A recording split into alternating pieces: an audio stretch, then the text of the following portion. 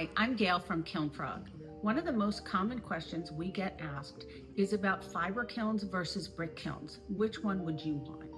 Both will absolutely get the job done. They're just built differently and meant for different working styles. Let's break down the differences so you can choose which one is right for you. All kilns are basically ovens designed to generate and hold heat. To do that, they need insulation. There are two main materials used, fire brick and rigidized ceramic fiber. They both create the same end result, but the way that they hold heat is different. Let's start with brick kilns. Bricks hold onto heat longer, that's just physics. The thicker the brick is, the longer it's going to hold the heat and stay hot. That can be great if you're casting or doing sculptural work, anything really thick that needs to heat up slowly and cool down slowly. And here's another plus. Thicker bricks mean better heat retention, which cost less in the long run. You'll use less electricity on a brick kiln in the heating up and cooling down.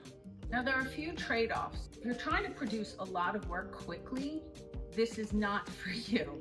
A brick kiln is going to heat very slowly and it's going to cool very slowly. So it's not going to be able to be turned over very quickly for multiple runs in a day. That we're going to save for the other kinds of kiln we're going to talk about. Durability-wise, brick kilns are sturdy, but only if they stay put.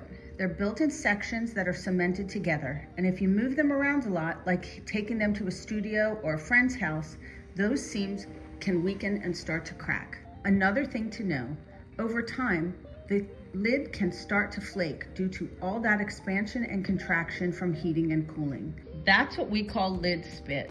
Tiny particles of brick can fall onto your pieces, and you want to prevent that.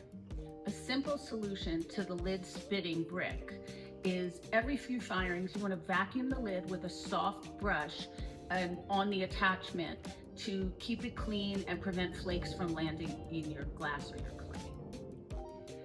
Fiber kilns are the exact opposite of a brick kiln, meaning that they're more portable, they're usually made in one piece, they're much lighter, and they heat up and cool down so much faster so you can do more than one run in a day.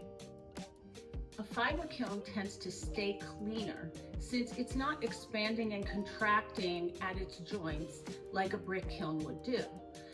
However, if you're working on thick glass or something with multiple different layers, a fiber kiln is going to be a little bit more challenging because it's not going to hold the heat as long. So you're going to end up spending a little bit more money on the electrical because it's going to consume more energy to keep even heating over time. So which one should you choose? If you want long, steady holds, energy efficiency for big projects, and you don't want to move your kiln too much, a brick kiln might be perfect for you. If you need speed, portability, lighter construction, and you're mostly doing quick firings like jewelry or small plates, then a fiber kiln might make your life easier.